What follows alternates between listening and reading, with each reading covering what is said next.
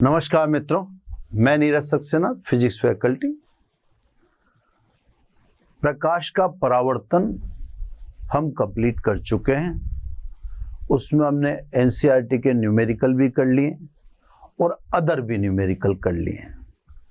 अब सब next topic, fresh topic, अब चलेगा प्रकाश का अपवर्तन। ठीक है सर। तो अब जो लेक्चर पढ़ेंगे अब जो लेक्चर चलेगा, प्रकाश का अपवर्तन, है ना साहब? अपवर्तन, ठीक है, यानी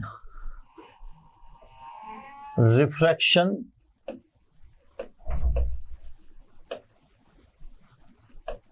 ऑफ लाइट। क्लियर साहब?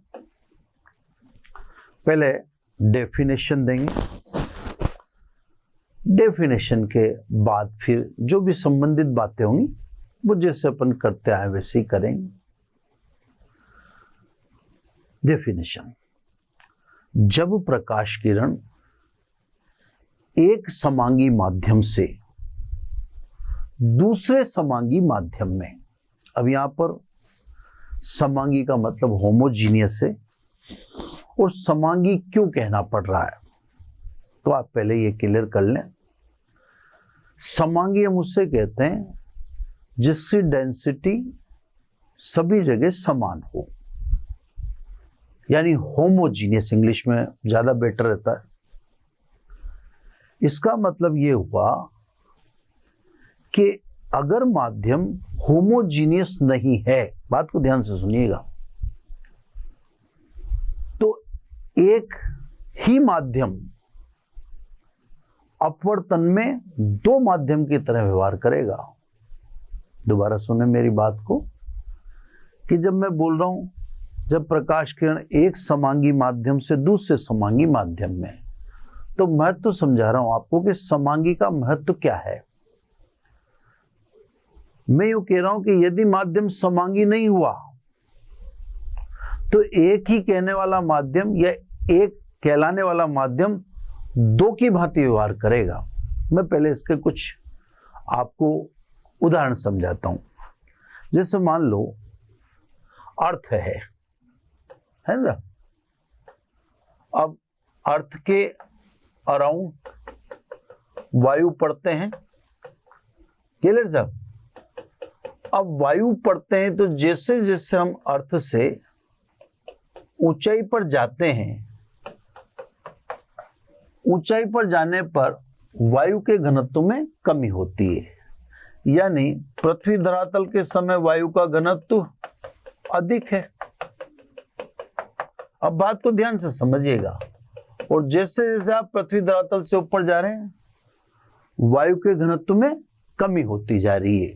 अब देखना, जैसे मान लो मैंने ये बिंदु P लिया, ये Q लिया, ये R लिया, ये S लिया। मेरी बात को गौर से समझें।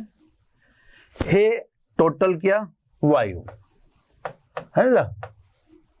तो टोटल एयर ही है अराउंड द अर्थ, जिसमें विभिन्न गैसें, नाइट्रोजन, ऑक्सीजन आदि इत्यादि हैं। अब बात को ध्यान से समझें। अगर आप बात कर रहे हो बिंदु Q और बिंदु P की, क्लियर? Q ऊपर की तरफ है, P नीचे। स्वाभाविक है P पर वायु का घनत्व पृथ्वी धरातल पर जैसे ऊपर जाते हैं वायु के घनत्व में कमी होती है, तो P पर वायु का घनत्व अधिक है क्योंकि ये पृथ्वी धरातल के समीप है। वायु का घनत्व अधिक है तो P कहलाएगा सघन माध्यम। अब बहुत ध्यान से, डेंसर। Q ऊंचाई पर है P की तुलना में, तो इससे आप बोलोगे विरल माध्यम। तो सब थी तो वायु, लेकिन वायु में भी घनत्व के आधार पर जो धरातल के समीप है उस माध्यम को आपने सघन कहा, और जो धरातल से दूर है उसे आपने विरल कहा। तो वायु इटसेल्फ खुद कितने माध्यम बन गई? खुद ही 2 माध्यम बन गई। चलो अब और शानदार चीज देखो। मान लीजिए बात आप क्यू व आर की कर रहे हैं, अब पी को भूल जाओ, पी को देखना बंद कर दीजिए आप, क्योंकि अब मैंने जो चुने हैं बिंदु वो क्यू तथा आर है। अब बोलो क्यू तथा आर में पृथ्वी धरातल के समीप कौन है? क्यू है। आर पृथ्वी धरातल से अधिक ऊंचाई पर है। अब देखो, अब क्यू आर की तुलना में क्या होगा? सघन माध्यम, जबकि आर अब क्या हो जाएगा? विरल माध्यम। तो यहां पर ये तो सीखने को आपको मिला ही कि वायु इटसेल्फ 2 माध्यम है। वायु इटसेल्फ 2 माध्यम है। जहां डेंसिटी अधिक है उसे डेंसर यानी सघन माध्यम कहते हैं, और जहां डेंसिटी कम है उसे विरल यानी रेरर कहते हैं इंग्लिश में, है ना। और ताज्जुब वाली बात और है कि जिसे आप सघन कहते हैं वह विरल भी हो सकता है, और जिसे आप विरल कहते हैं वो सघन भी हो सकता है। तो इसका मतलब हम सघन और विरल एक तो माध्यम की समांगता यानी डेंसिटी के डिसाइड करते हैं, जो दोनों में से जिसकी डेंसिटी ज्यादा वो सघन कहलाएगा, और जिसकी डेंसिटी कम वो विरल कहलाएगा। दूसरी बात, सघन हमेशा सघन नहीं है, वो विरल भी हो सकता है। अभी एक बार और देखो सब। अब आप क्यू तक को भूल जाओ, क्यू तक को रोक दो, अब मत देखो। बात करते हैं अपन आर और एस की। अब देखो, आर अभी तक तो क्या है? विरल है। क्यू क्या है? सघन है। क्यू पहले क्या था? विरल। किसके रेस्पेक्ट में? पी के रेस्पेक्ट में। लेकिन आर के रेस्पेक्ट में वो क्या हो गया? सघन हो गया। अब आर और एस की बात करें, फिलहाल तो आप आर को क्या देख रहे हो? विरल।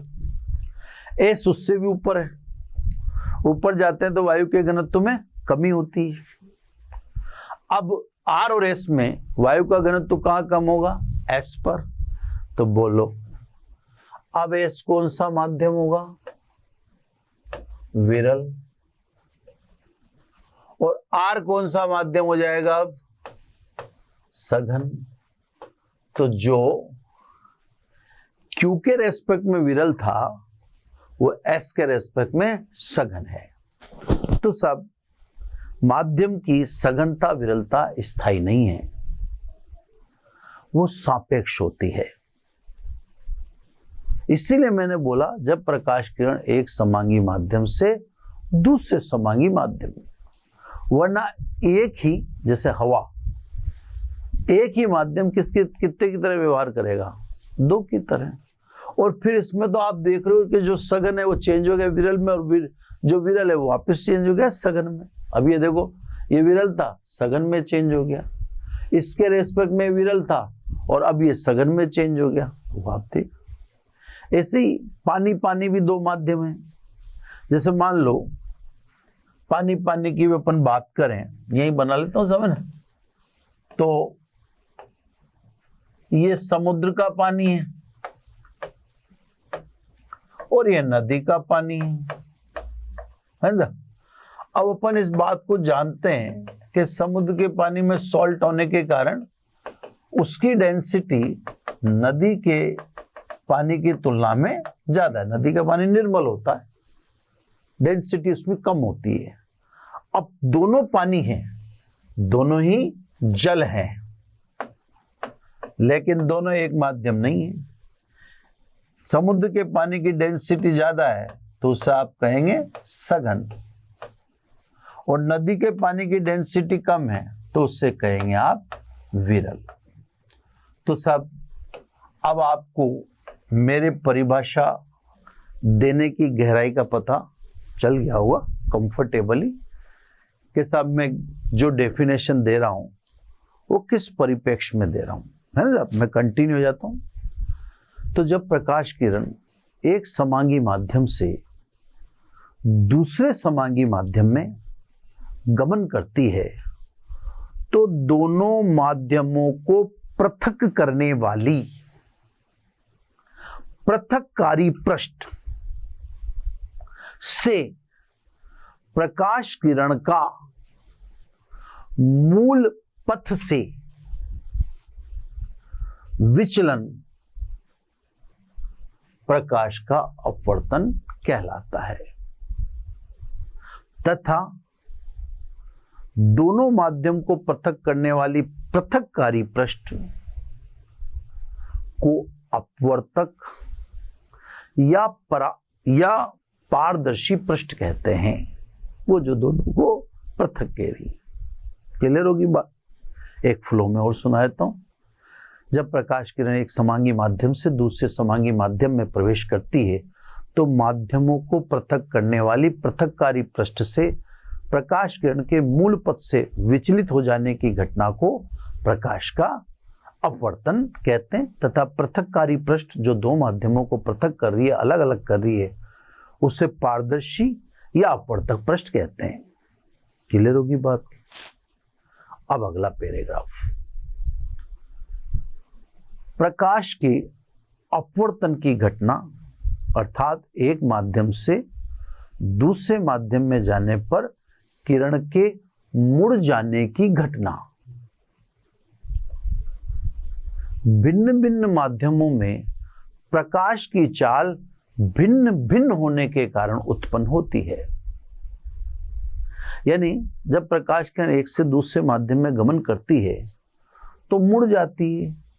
इसके पीछे का तर्क क्या है या इसके पीछे का रीजन क्या है? इसके पीछे का सिंपल सा रीजन है कि अलग अलग माध्यम में प्रकाश की चाल अलग अलग होती है। मैं आपको दिखाने की कोशिश कर रहा हूं। मैं दो माध्यम समान परास में ले रहा हूं।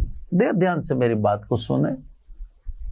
ये देखो दो माध्यमों की सेम रेंज कर दी मैंने। ये चित्र नंबर 1 है और इधर भी वैसा ही मैं अब अलग से बनाता हूं ताकि क्या है कि थोड़ा इंटरेस्ट भी आना चाहिए ना। ये देखो, ये जो मोटाई है माध्यमों की मैंने सेम कर दी, है ना। दोनों चित्र अलग अलग हैं। ये अभिलंब है ना। अभिलंब बिना आप जानते हो न परावर्तन का पता पड़ेगा न अपवर्तन का। इधर भी अभिलंब ले लूं, है ना। फिर अभी देखो सब बात आपके सामने क्लियर करूंगा, ठीक है। एक सीन में तो हम क्या करते हैं, किरण को विरल माध्यम से सघन में भेजेंगे, है ना। और सीन नंबर 2 में हम क्या करते हैं कि किरण को उल्टा सघन माध्यम से विरल में भेजेंगे, ठीक है साहब। सघन और विरल, विरल में प्रकाश की चाल अपन ने बोल दी v1 और सघन में v2। तो हम ध्यान रखें कि साहब हाइगेन ने भी सिद्ध कर दिया था कि विरल माध्यम में प्रकाश की चाल सघन माध्यम से अधिक होती। तो हाइगेन ने भी सिद्ध कर दिया था कि साहब विरल माध्यम में प्रकाश की चाल यानी वायु में प्रकाश की चाल जल की तुलना में तेज होती है, ठीक है साहब। तो उस तथ्य का हम इस्तेमाल कर रहे हैं।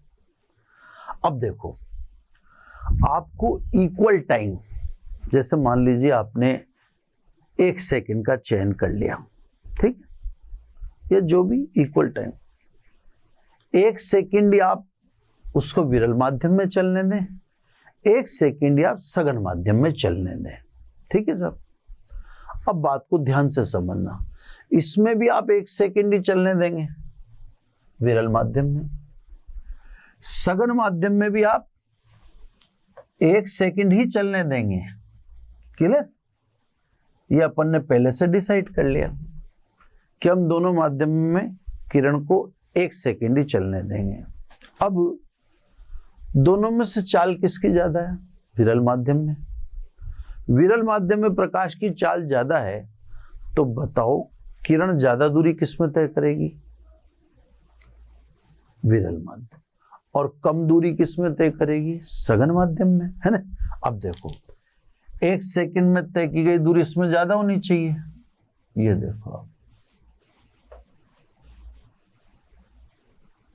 ये दूरी आपको ज्यादा ही दिखेगी, है ना। लेकिन 1 सेकंड में तय की गई दूरी सघन माध्यम में कम होनी चाहिए, क्योंकि वहां चाल प्रकाश की कम होती है। ये लो सब,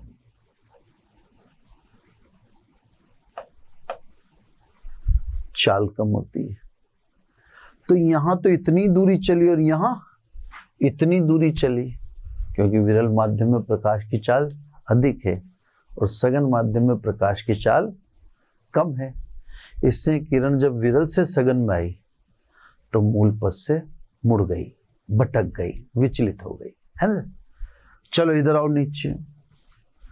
अब सघन माध्यम में चाल कम है तो यहां कम चलेगी, विरल माध्यम में चाल ज्यादा है तो यहां ज्यादा चलेगी। समय 1 सेकंड ही देना है आपको, है ना।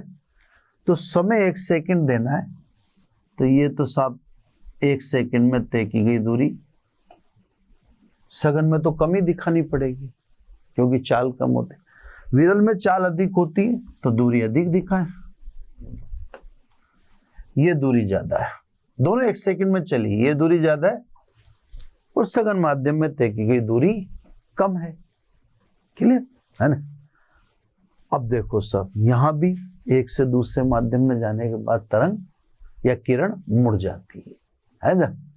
और तो ये भी पता पड़ गया कि जब किरण विरल माध्यम से सघन माध्यम में गमन करती है तो अभिलंब की ओर झुकती है।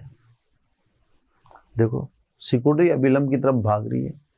इसके विपरीत जब किरण विरल माध्यम से सघन माध्यम से विरल माध्यम में जाती है तो अभिलंब से दूर भागती है, दूर हटती है। तो सब परावर्तन में तो हर चित्र बनता था परावर्तन के नियम से, I = R से। अपवर्तन में आपको एक फायदा है कि अपवर्तन में आपके सारे चित्र इससे ही बन जाएंगे। केवल क्या ध्यान रखना है कि किरण, ये तो पता पड़ेगी अब आपको कि अलग अलग माध्यम में प्रकाश की चाल भिन्न भिन्न होने के कारण अपवर्तन की घटना उत्पन्न होती है। वो आपके सामने दिखा दिया कि साहब चाल अलग अलग है तो किरण को मुड़ना ही पड़ेगा, और वो देख रहे हो आप।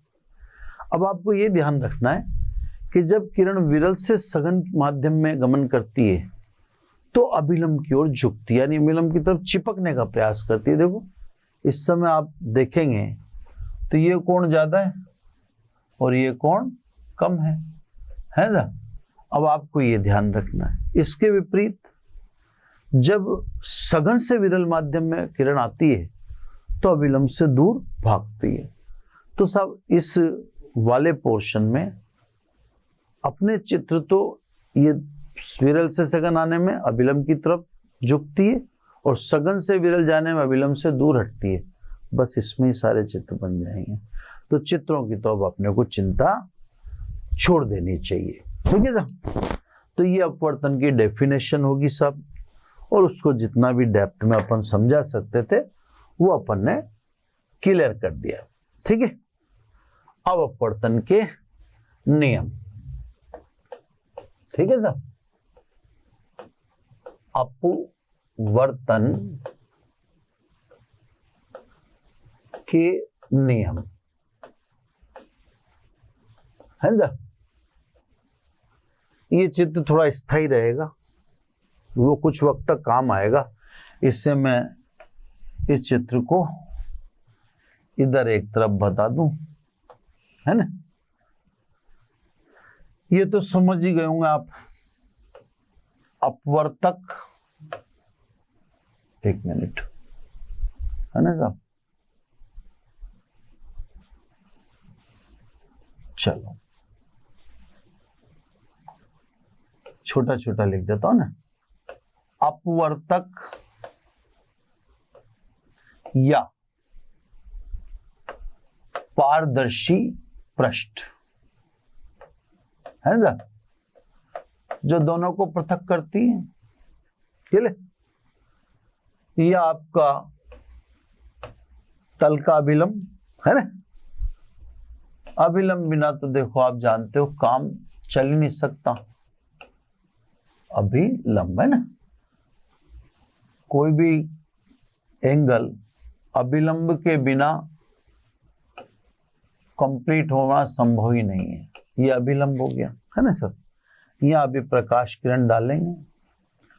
अब एक को डेंसिटी ज्यादा दिखानी पड़ेगी, एक की डेंसिटी कम, तो नीचे वाले की डेंसिटी ज्यादा दिखा देते हैं अपन, है ना। ये नीचे डेंसिटी अपन ने ज्यादा दिखा दी, यानी नीचे सघन माध्यम है।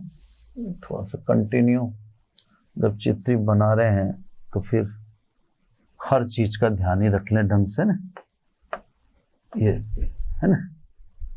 तो नीचे डेंसिटी अपने को ज्यादा दिखानी है, और डेंसिटी दिखाने के लिए अपन ने पानी जैसी व्यवस्था, ठीक है। माध्यम का डिफरेंस दिखाने का ये तरीका भी होता है, ठीक है। माध्यम 1 2 सब लिख दें अपन पहले। ये माध्यम 1 बोल देना साहब इसको।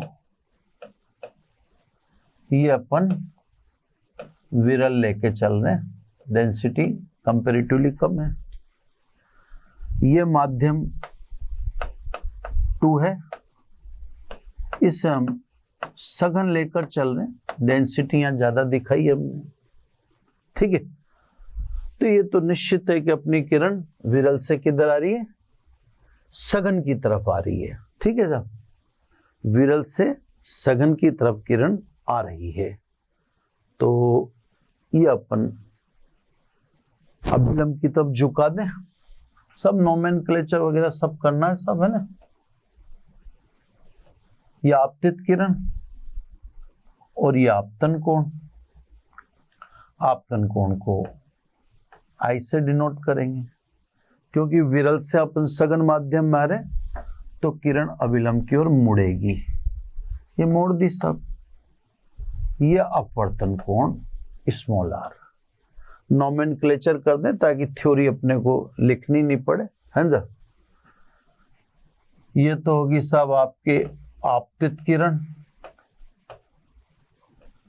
है ना। आपतित किरण। ये हो गया आपका आपतन कोण।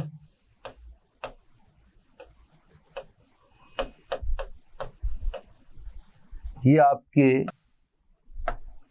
अपवर्तित, नोमेनक्लेचर भी जानना जरूरी है साहब, है ना। अपवर्तित किरण अंग्रेजी में बता दूंगा। इंसिडेंस है, एंगल ऑफ इंसिडेंस, रिफ्रैक्टिव रे, एंगल ऑफ रिफ्रैक्शन, है ना, यानी अपवर्तन कोण। अपवर्तन कोण, ठीक है साहब। ये तो सब चित्र कंप्लीट रहा। ये मेरे काम आ सकता अगले एपिसोड तक, वो तो डिपेंड करता है कि अपनी स्पीड अभी क्या रहती है ना। अब अपवर्तन के नियम।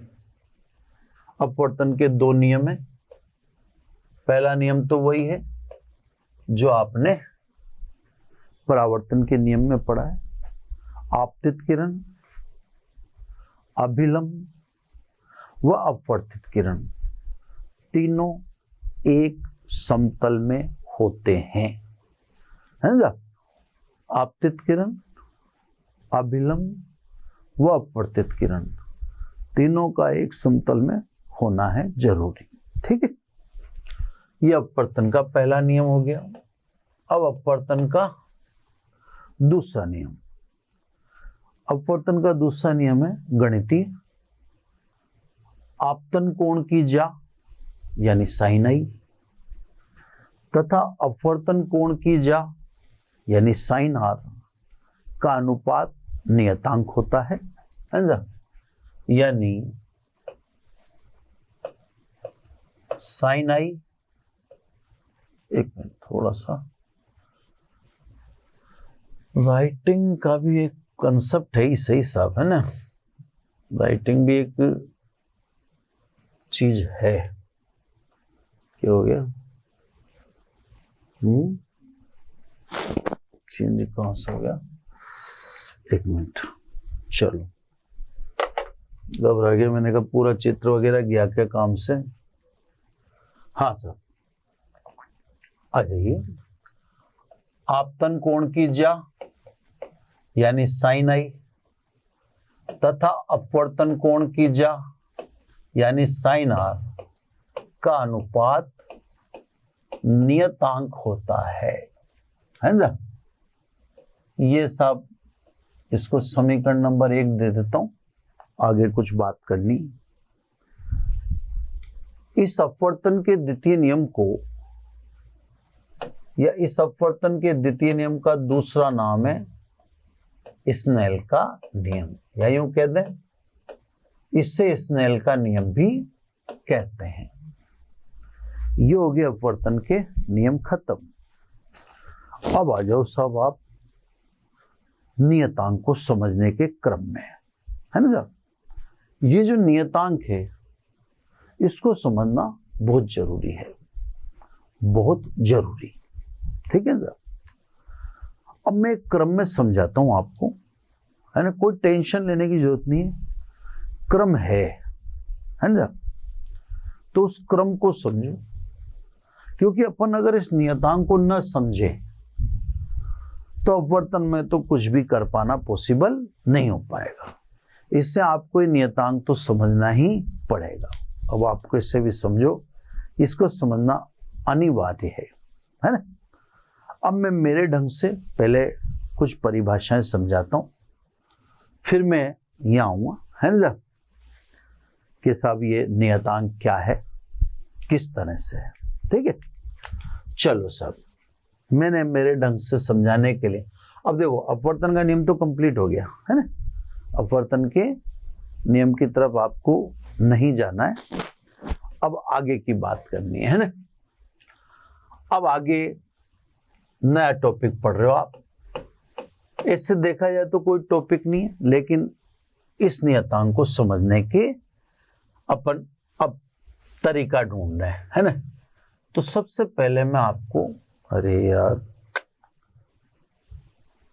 शुरुआत में ऐसे हो जाता है ना, मजा भी आ जाता है ना। सबसे पहले मैं आपको समझाता हूं निरपेक्ष अपवर्तनांक, है ना। आप आराम से परिभाषाओं की तरह बात को समझें, कोई दिमाग पे लोड नहीं ले, वो मेरी जिम्मेदारी है सब समझाना, मैंने उस पर मंथन कर रखा है। निरपेक्ष अपवर्तनांक, वायु या निर्वात, इसका मतलब वायु और निर्वात का अपवर्तनांक एक ही है। वायु ओब्लिक निर्वात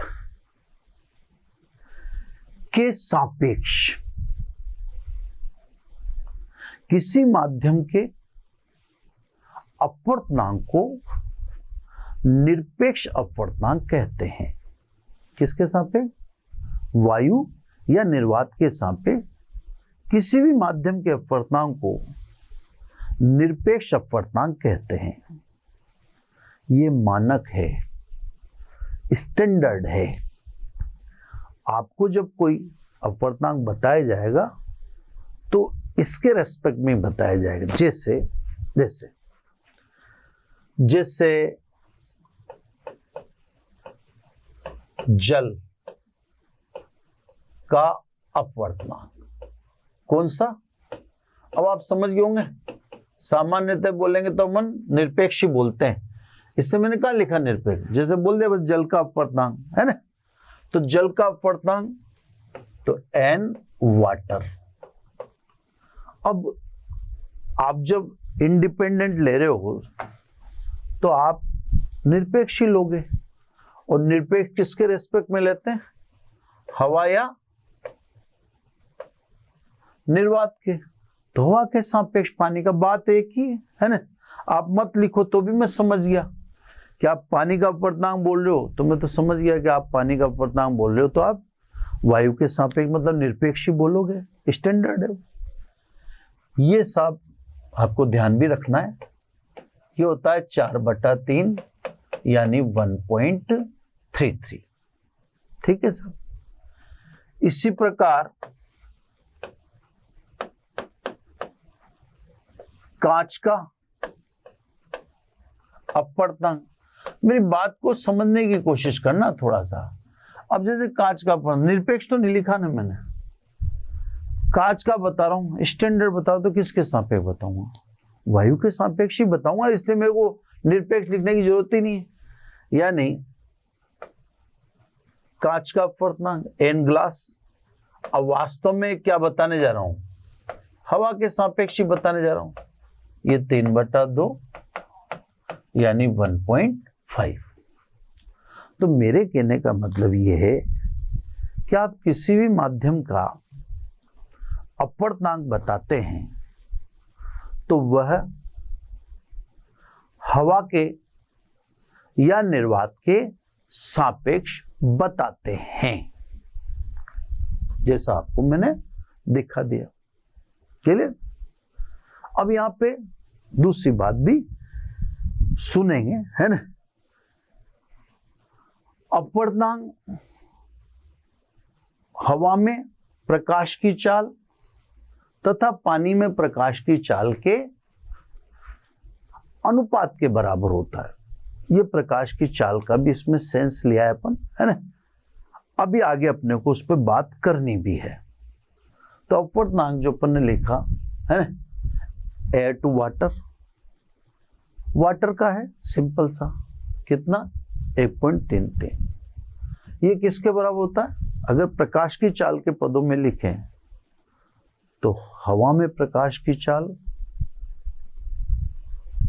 तथा पानी में प्रकाश की चाल के अनुपात के बराबर होता है। मैं लिख देता हूं, है ना। हवा में प्रकाश की चाल तथा पानी में प्रकाश की चाल के बराबर होता है। ठीक है सब। अब बात समझो, ये क्यों पढ़ा है मैंने आपको? क्योंकि मुझे आपको समझाना है ये नियतांक। आपने लिए 2 माध्यम, माध्यम 1 और माध्यम 2। अब भाई मुझे ये बताओ, माध्यम 1 का निरपेक्ष अपवर्तनांक कितना है? आपने बता दिया n1। अब मैं समझ गया, आपने किसके सापेक्ष बताया?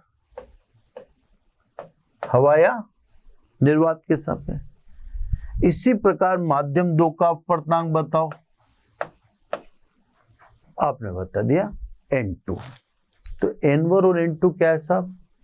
n1 माध्यम 1 का निरपेक्ष अपवर्तनांक है, वायु ऑब्लिक निर्वात के सापेक्ष। n2 माध्यम 2 का निरपेक्ष अपवर्तनांक है, वायु ऑब्लिक निर्वात के सापेक्ष। चलो साहब, अब आ जाओ और ज्यादा गहरी चीज, है ना। अब आ जाइए सापेक्ष अपवर्तनांक, है ना। बड़े शानदार कोशिश की जा रही है आपको समझाने की, है ना। वो तो एब्सोल्यूट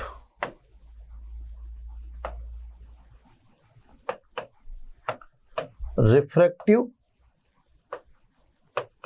इंडेक्स, है ना। और ये जो है ये है रिलेटिव रिफ्रैक्टिव इंडेक्स, है ना। अब साहब इसकी बात करो, वो तो आप समझ गए ऊपर वाली बात। तो अब ये बात समझना उससे भी ज्यादा जरूरी है। जैसे मान लो आपने हवा के सापेक्ष पानी का निकाला, हवा के सापेक्ष निकाला तो निरपेक्ष था। हवा के सापेक्ष कांच का निकाला तो वो भी निरपेक्ष था। हवा के सापेक्ष नहीं है तो अभी जैसे पानी का, यह कहते हैं कांच का अपवर्तनांक पानी के साथ या पानी के सापेक्ष निकालें तो उसे क्या कहेंगे? फिर वो निरपेक्ष तो नहीं है,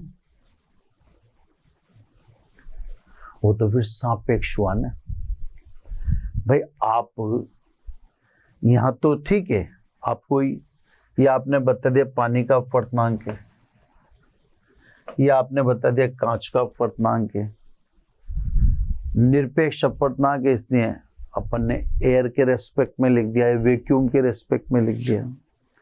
अब जो मैं कह रहा हूं उसको ध्यान से सुनो। किंतु पानी के सापेक्ष कांच के अपवर्तनांक को सापेक्ष अपवर्तनांक कहते हैं। किरण कहां से जा रही है? माध्यम 1 से। कहां जा रही है? माध्यम 2 में। तो माध्यम 1 के सापेक्ष माध्यम 2 का अपवर्तनांक सापेक्ष अपवर्तनांक कहलाता है। माध्यम 1 का आपने लिख दिया निरपेक्ष N1, माध्यम 2 का लिख दिया निरपेक्ष N2। लेकिन मेरे को तो किरण माध्यम 1 से 2 में आ रही है, हवा से पानी में थोड़ी आ रही है। अब माध्यम 1 तो कुछ भी हो सकता है ना। तो अब मैं निरपेक्ष कैसे लिखूं? अब तो सापेक्ष लिखूंगा ना। तो माध्यम 1 के सापेक्ष,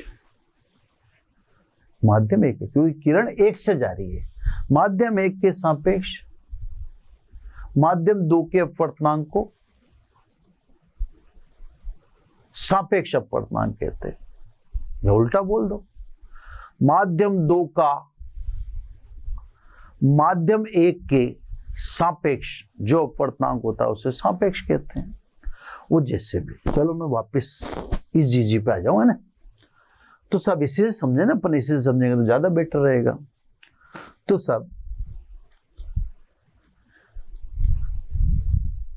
पानी के सापेक्ष कांच के अपवर्तनांक को सापेक्ष अपवर्तनांक कहते हैं, है ना। इसी प्रकार माध्यम 1 के सापेक्ष माध्यम 2 के अपवर्तनांक, क्योंकि किरण 1 से जा रही है तो माध्यम 1 के सापेक्ष माध्यम 2 के अपवर्तनांक को सापेक्ष अपवर्तनांक कहते हैं, जिससे 1 और 2 से दर्शाते हैं। तो सब माध्यम 1 के सापेक्ष, है ना, माध्यम 2 का अपवर्तनांक। ये स्क्रीनशॉट ले लेना साहब आप, है ना, ये इतना क्लियर अपन कर रहे हैं। माध्यम 1 के सापेक्ष माध्यम 2 का अपवर्तनांक दर्शाते कैसे से 1 और 2, है ना। अब माध्यम 2 का अपवर्तनांक है किसके सापेक्ष? 1 के सापेक्ष, है ना। माध्यम थोड़ा सा, चलो राइटिंग में थोड़ी सी मिस्टेक आ रही है, एक बार, है ना, थोड़ा सा अच्छा लिखना चाहते हैं। 1 मिनट, हाँ, माध्यम 1 के सापेक्ष 2 का, तो 2 का किसके सापेक्ष? 1 के सापेक्ष, इसे ऐसे दर्शाएंगे। अब यहां पे एक नई बात को बहुत ध्यान से सुने, है ना। सब चीजें काम की, सब इसके बिना आपका अपवर्तनांक नहीं चले, ठीक है। ये तो हो गया सापेक्ष अपवर्तनांक। अभी उदाहरण सब दे दूंगा मैं, है ना। अब यह माध्यम 1 में प्रकाश की चाल तथा माध्यम 2 में प्रकाश की चाल के अनुपात के बराबर होता है। यानी ये किसके बराबर होता है? कलर चेंज कर देता हूं ना, बहुत प्यारी बात है इससे सारा ना। माध्यम 1 में प्रकाश की चाल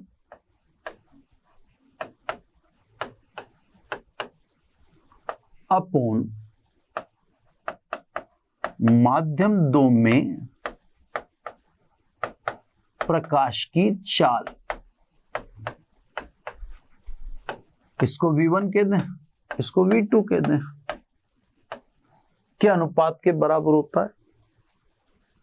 अब मुझे पन्ना तो चेंज करना पड़ेगा, यहां लिखता हूं।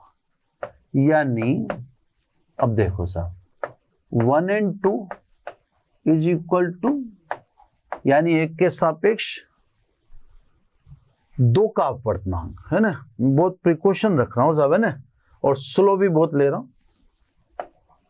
हाँ, एक के सापेक्ष 2 का अपवर्तनांक, यानी 2 का अपवर्तनांक 1 के सापेक्ष। और अगर प्रकाश की चाल के पदों में देखें तो V1 अपॉन V2। ठीक है साहब, है ना। इसका मतलब ये हुआ कि अपवर्तनांक और प्रकाश की चाल एक दूसरे के व्युत्क्रमानुपाती होते हैं।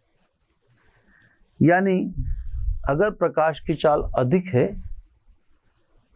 तो अपवर्तनांक कम हो, में साइड में हो जाता है, तो अपवर्तनांक कम होगा।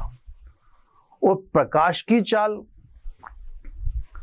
कम है तो अपवर्तनांक अधिक होगा। ये बात आपके समझ में आ गई होगी सब, है ना।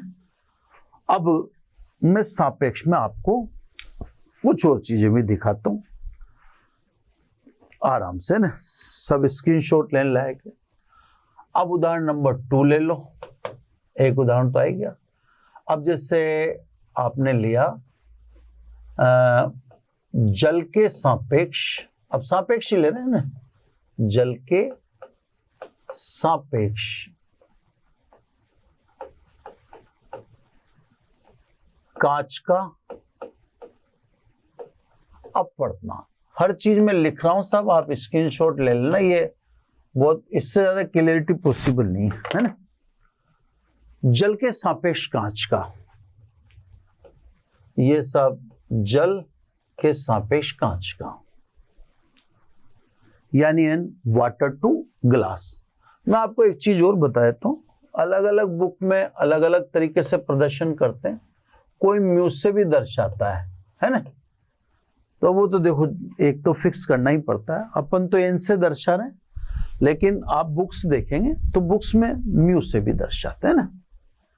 तो सब अपने को निकालना है पानी के सापेक्ष कांच का, तो वाटर टू ग्लास है ना। अब पानी के सापेक्ष कांच का, तो कांच का अपवर्तनांक किसके सापेक्ष? पानी के सापेक्ष। अब मैंने उधर बता ही दिया कि साहब ऊपर तो कांच का निरपेक्ष अपवर्तनांक है, कांच का निरपेक्ष अपवर्तनांक कितना? 3/2। नीचे पानी का निरपेक्ष अपवर्तनांक है, पानी का निरपेक्ष अपवर्तनांक कितना? 4/3। तो ये कितना हो गया साहब? 9/8। ये देखो निकाल लिया निरपेक्ष, सॉरी सापेक्ष, है ना। तो ऐसे अपन निरपेक्ष के द्वारा सापेक्ष निकाल लेते हैं, जैसे मैंने निकाला भी आपके सामने देख लिया ना आपने, है ना। अब इसी प्रकार जैसे मान लो प्रकाश की चाल में यूज करें क्वेश्चन, कांच में प्रकाश की चाल बताओ।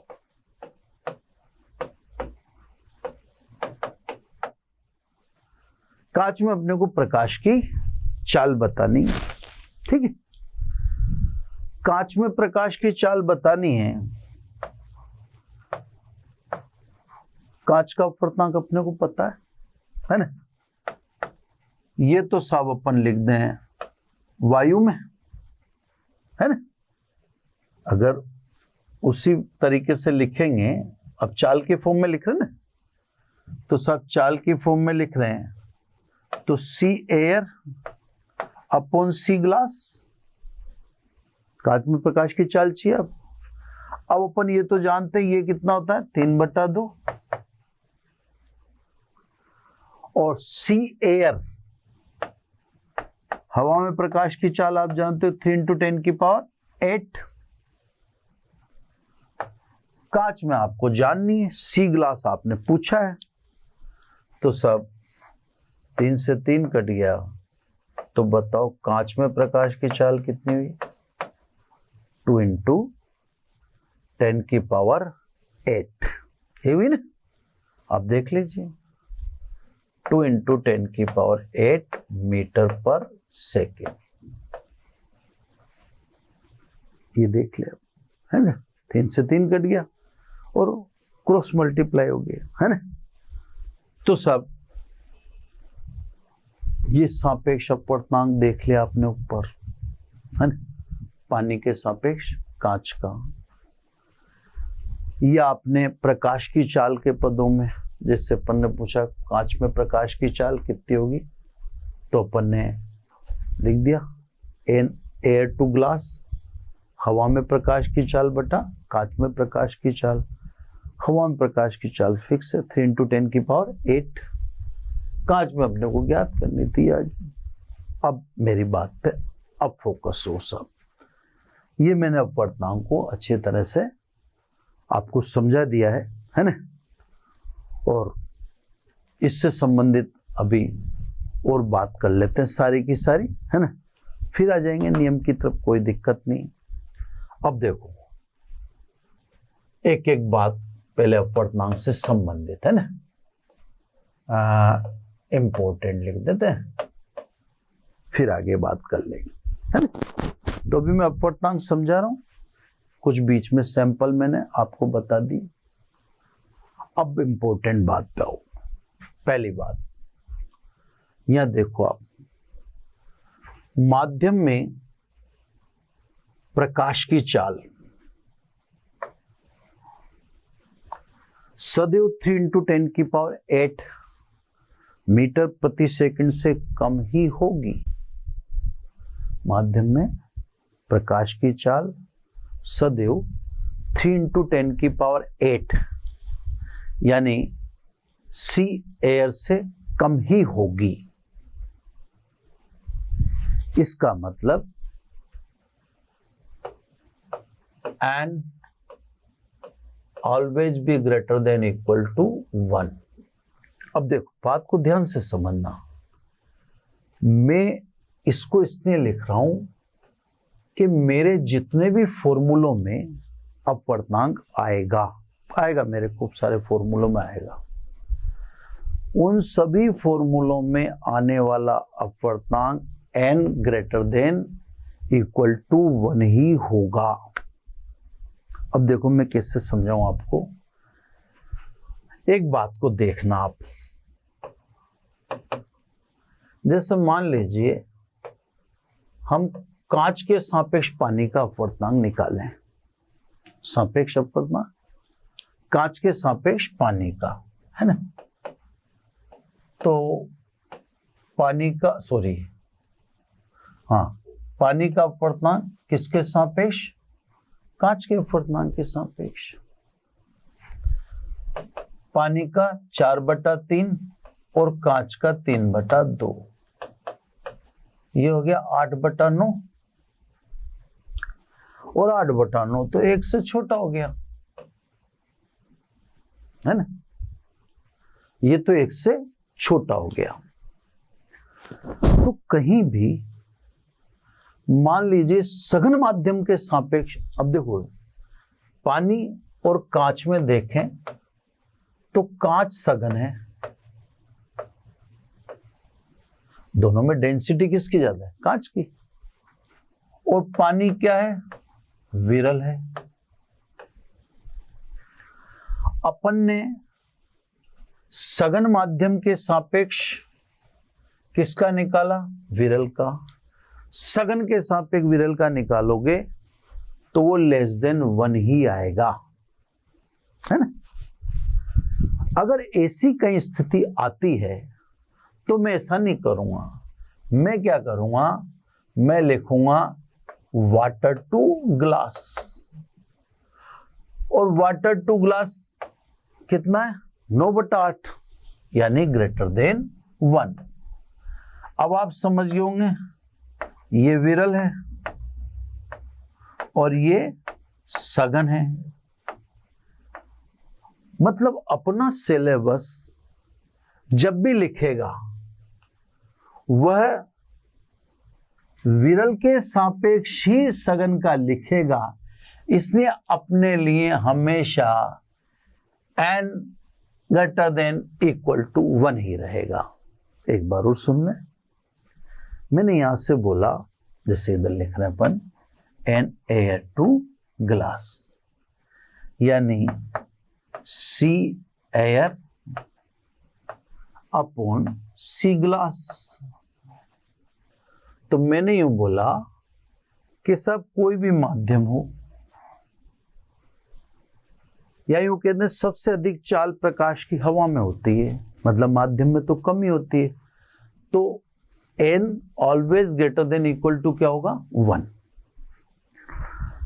अब क्या है कि जैसे मैंने आपको हाथों हाथ दिखाया इसका उल्टा करके, मैंने कहा अगर ग्लास के सापेक्ष पानी का निकालेंगे तो लेस देन 1 आएगा।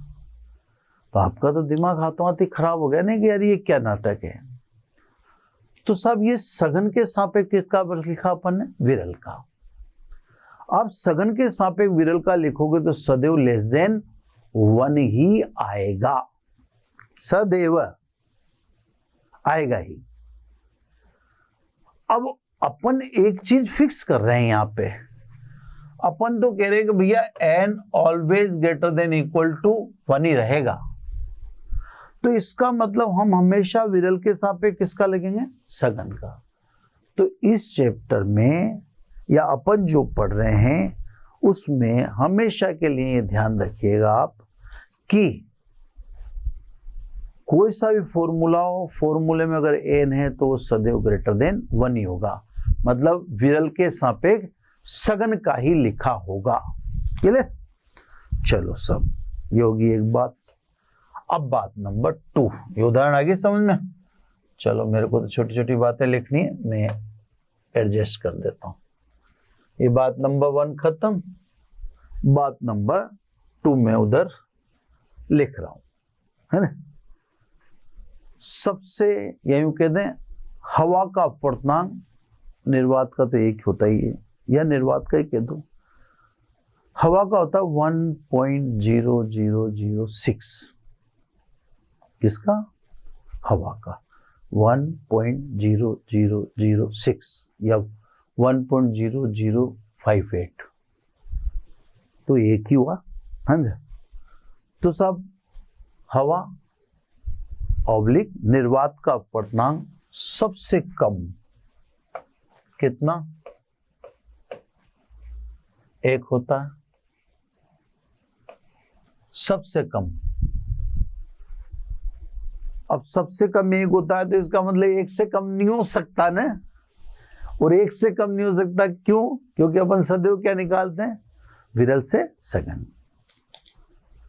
तो साहब ये सबसे कम होता है, जबकि हीरा का अपवर्तनांक सबसे अधिक 2.418 करीब होता होगा। थोड़ा सा मिस हो रहा है मेरे से, मुझे 2.416 भी ध्यान आ रहा है ना। आई थिंक 2.4180 होगा, लेकिन मैं बता देता हूं कि मुझे अचानक ही 1 मिनट में कंफर्म कर ही लेता हूं कि सब कितना होता है इसका। हीरे का अपवर्तनांक 2.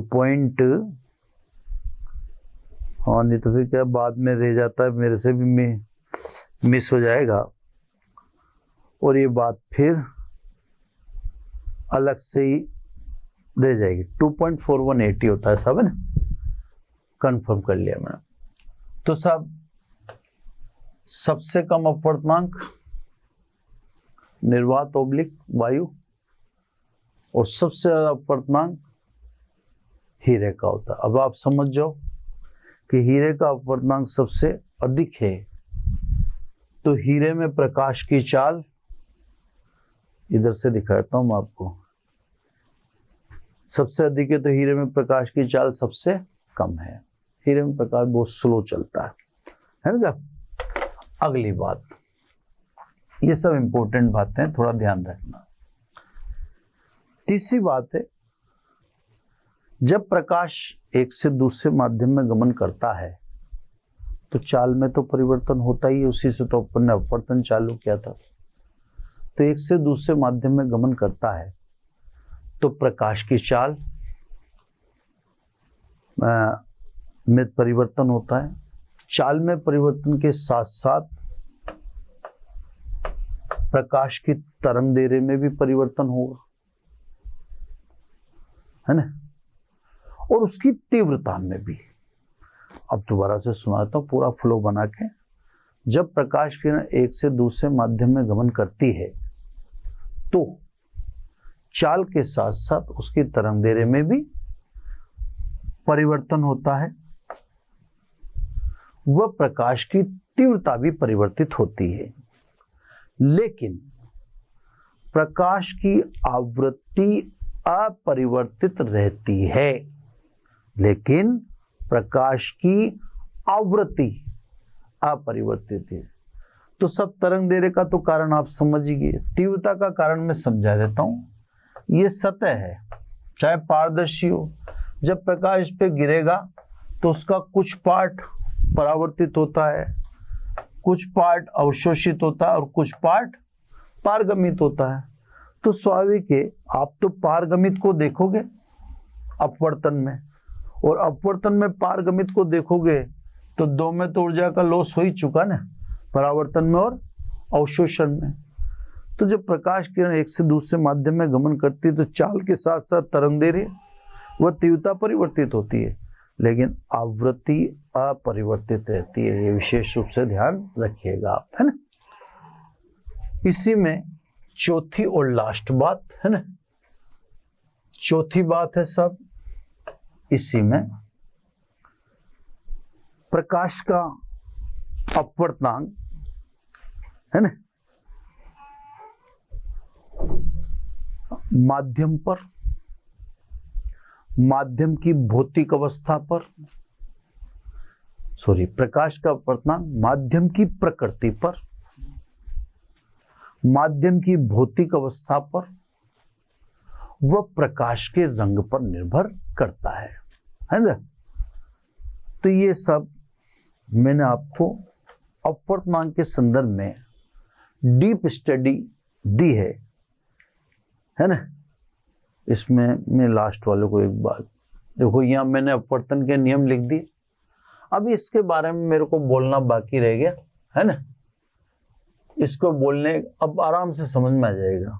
पहले मैंने आपको निरपेक्ष पढ़ा दिया, फिर सापेक्ष समझा दिया, है ना। हालांकि अभी और भी बहुत सारी चीजें समझनी, ये शुरू में अपवर्तन की वजह वगैरह बता दी।